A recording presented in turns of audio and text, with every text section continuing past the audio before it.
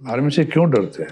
हाँ। क्योंकि fire for effect होता है कि एक गोली एक जान, तो या तो हम सीने में मारेंगे या सिर में मारेंगे। जो पावर में गवर्नमेंट है, चाहे कांग्रेस हो या बीजेपी हो, we are committed to their direction.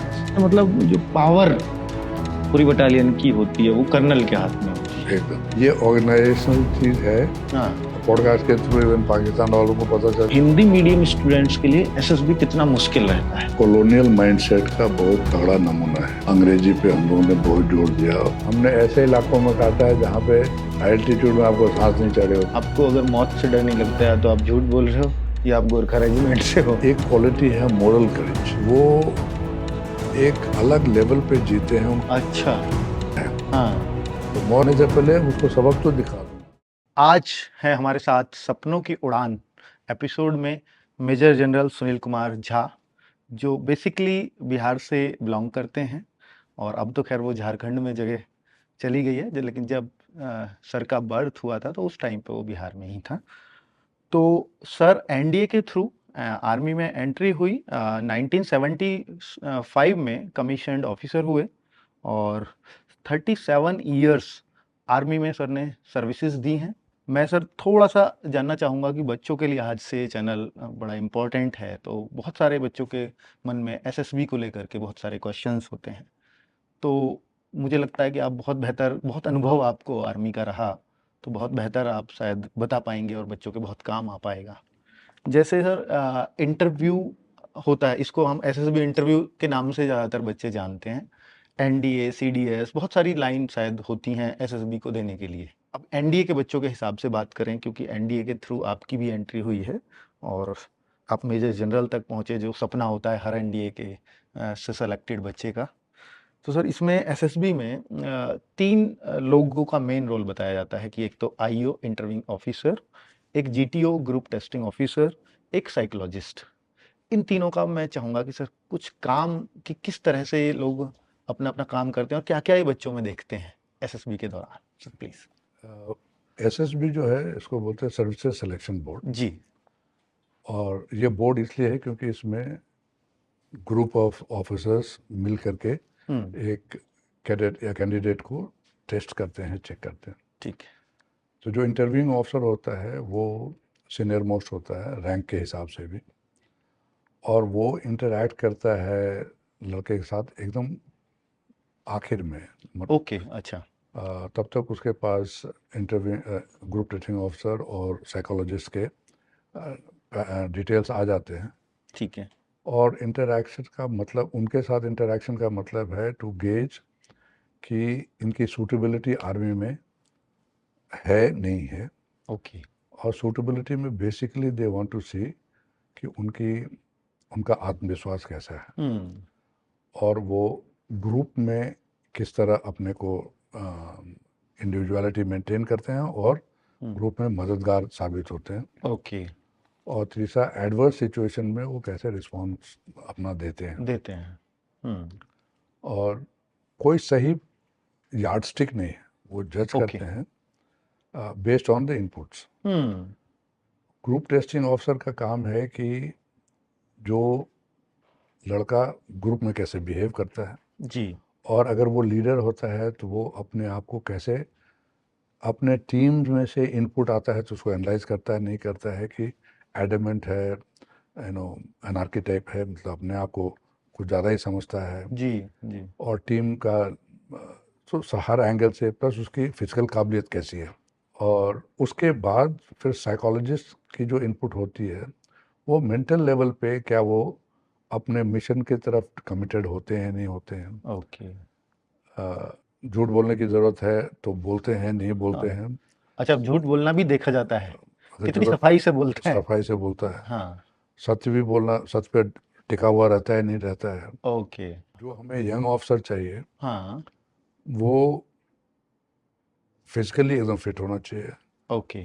Orders ओबे करना चाहिए, और उसके नीचे अगर कोई कमांड मिलता है उसको कुछ ट्रूप्स का या उनके नीचे जो आते हैं उसको सही तरीके से लीडरशिप दे सकता है कि मेजर से जब ऊपर जाते हैं मेजर कर्नल तक, हाँ। आपको उसकी मेंटल रोबस्टनेस देखी जाती है। ओके। क्योंकि कभी कभी क्या होता है कि आपको ऑर्डर्स मिलते हैं और आप समझते हैं कि यार थोड़ा सा सोचने का टाइम मिलता है कि उसको एग्जीक्यूट कैसे करें।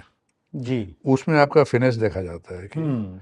और उसकी उसकी उस फिनेस को एनालिटिक माइंड होने की चेक वो करते हैं जब ग्रुप टेस्टिंग ऑफिसर करता है, और उसी को इंटरव्यूइंग ऑफिसर कंफर्म करता है। हम्म। ये चीज़ भी उस टाइम निकालते हैं। ओके। और उसके बाद जब आप कर्नल, सीनियर कर्नल या ब्रिगेडियर सुपर जाते हैं, तो उसमें आपकी मेंटल फ्लेक्सिबिलिटी या मेंटल करेज देखा जाता है। देखा जाता है। मान लीजिए कि आपको ऐसा ऑर्डर है कि चलो आप इस भीड़ पे गोली चलाओ। हम्म।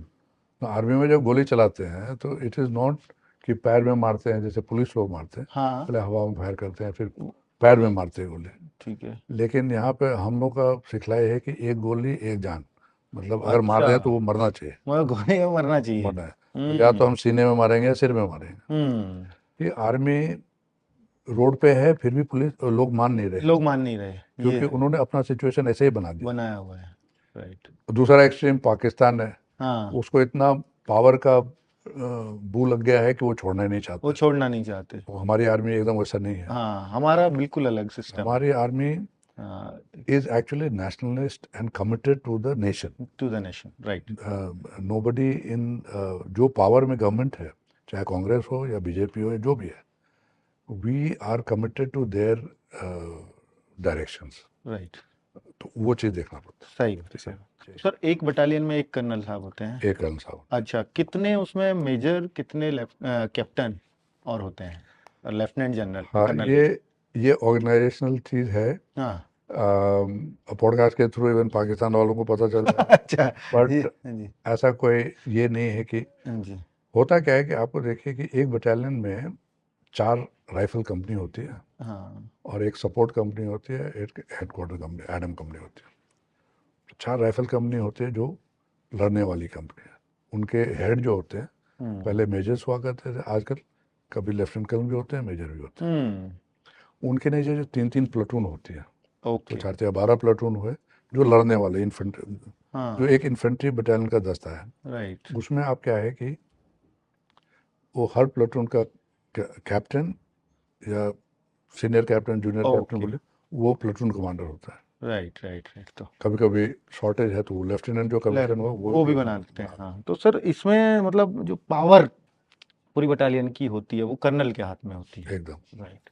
फिर सर कर्नल से ऊपर जैसे ब्रिगेडियर होते हैं, तो ब्रिगेडियर फिर कई बटालियन के शायद वो हो एकदम जाते होंगे सही। कमांड में। ओके, जब कितनी बटालियन करीब? 3 बटालियन कम से कम कम एक से ग्रुप जब बन जाती है, ओके, उसको ब्रिगेड कमांडर के नीचे, ब्रिगेडियर के नीचे डालते हैं। Okay, okay. ब्रिगेड कमांडर का अपना एक हेडक्वार्टर होता है, जी। उसको ब्रिगेड हेडक्वार्टर कहते हैं।